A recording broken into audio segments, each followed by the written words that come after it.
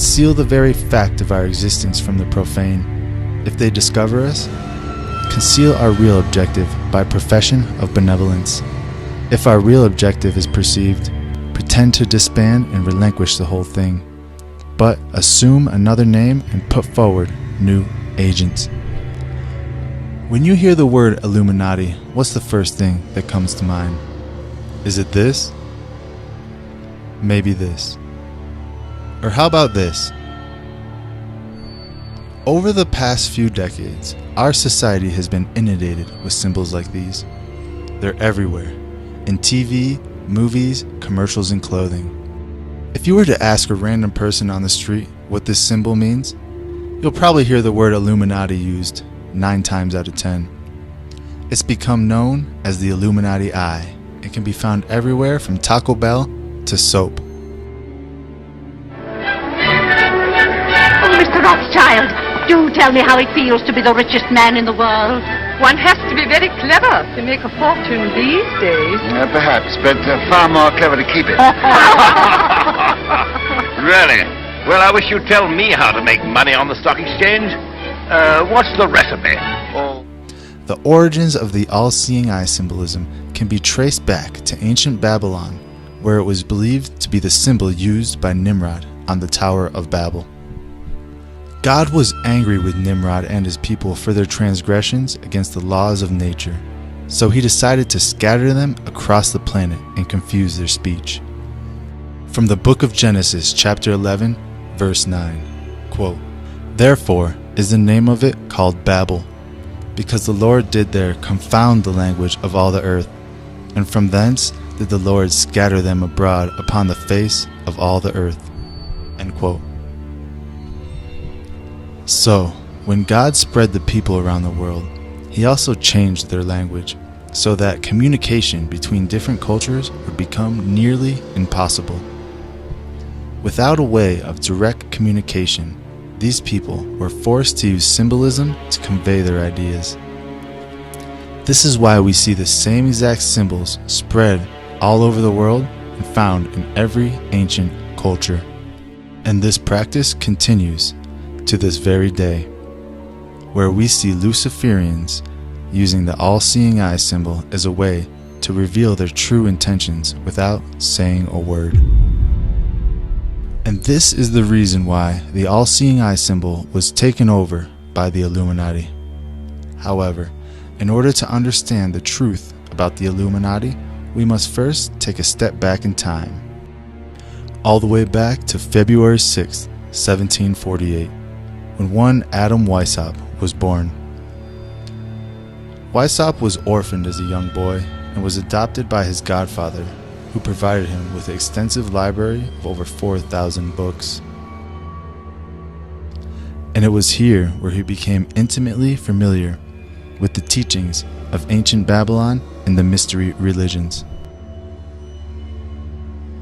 Weishaupt would go on to graduate from college with a doctorate in law at age 20, and 5 years later he would become a professor of canon law at the University of Ingolstadt, Germany. Weishaupt became obsessed with the Luciferian ideology he learned from studying the ancient mystery teachings of Egypt and Babylon. He envisioned a world where traditional Christian values would be replaced with those of the old world, and he was not alone.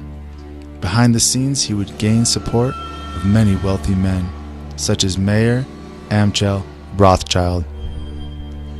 In 1773, Weishaupt and Rothschild had a secret meeting at the Rothschild's family home. The objective of this meeting was to, quote, discuss world revolution, end quote. Discuss world revolution. Interesting. I wonder if there were any revolutions in the world around that time that might have changed world history. Why come ye hither, redcoat? Your mind what madness fills? In our valleys there is danger, and there's danger on our hills. Oh, hear ye not the singing of the bugle wild and free? And soon you'll know the ringing of the rifle from the tree. As it turns out, our founding fathers were all well-known Freemasons with the exact same goals as Adam Weishaupt: to usher in a new golden age of enlightenment. But that's another video for another day. During his time as professor, Adam Weishaupt would meet one Maximilian von Mangelas, who would go on to play a very important role. Quote, "Behind Mangelas was Moses Mendelssohn, and behind Mendelssohn was the Jewish call, the Jewish International World Government." End quote. Around the year 1765, the Illuminati had established a Berlin literary review, quote, "with the objective of propagating the pernicious doctrines of shallow Illuminism and, in that, the infancy of German literature." When this periodical had scarcely a rival to encounter, the influence it exerted was more extensive than can at present even be conceived. End quote. As the order of the Illuminati developed, so did its ambitions, which would eventually expand into a plot to first infiltrate Freemasonry, then spread to the governments and religions of the world.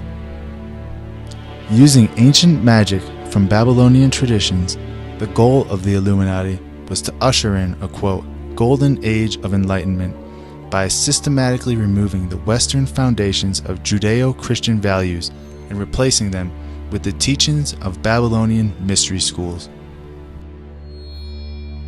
Its members took secret oaths, pledging an unyielding allegiance to the cause, and through a strict system of monthly reports, secret confessions, and mutual espionage, members were watched at all times to ensure total compliance. According to researcher Le Forestier, quote, "Illuminism was just as much Masonry as the system of the Rose Cross, that of the Templars, or the crowd of Masonic French degrees." End quote. Identities were disguised and members used pseudonyms to avoid public backlash. Over the next 10 years, the Illuminati would grow in size and power and become seemingly unstoppable as they continued their reign of terror. And this would continue until one fateful day. On July 10th, 1785, Illuminati founder Adam Weishaupt was walking down the road with another member, a priest, Father Jacob Lang, when something incredible happened. Something that would go on to change the entire world and shape the very society we live in today. A bolt of lightning comes down from the sky and strikes the priest, Jacob Lang, killing him instantly. In what would seem like a freak accident, the townsfolk recovered the body and placed it in the chapel of St. Emmerin, where it was to be prepared for funeral activities. That was, until one of the monks found something strange hidden in his clothes. And what would read like a scene from a modern-day spy movie, the monks uncovered a list of Illuminati members and instruction sewn into a secret compartment in his clothes.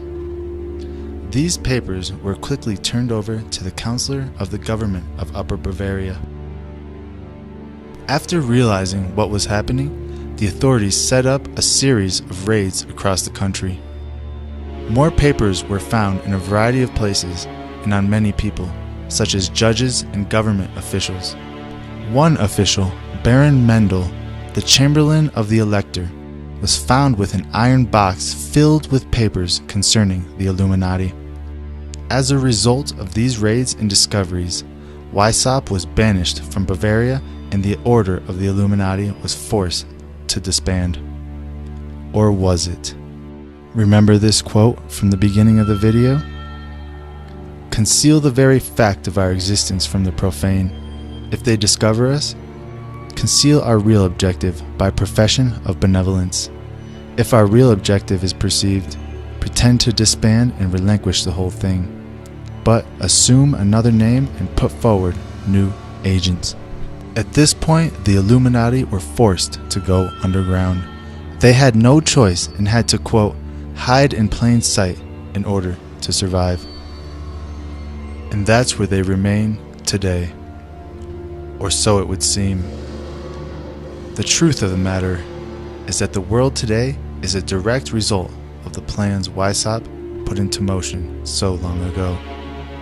There are hundreds of secret societies operating today, all with the same goal: worldwide Luciferianism, and to usher in the quote golden age of enlightenment.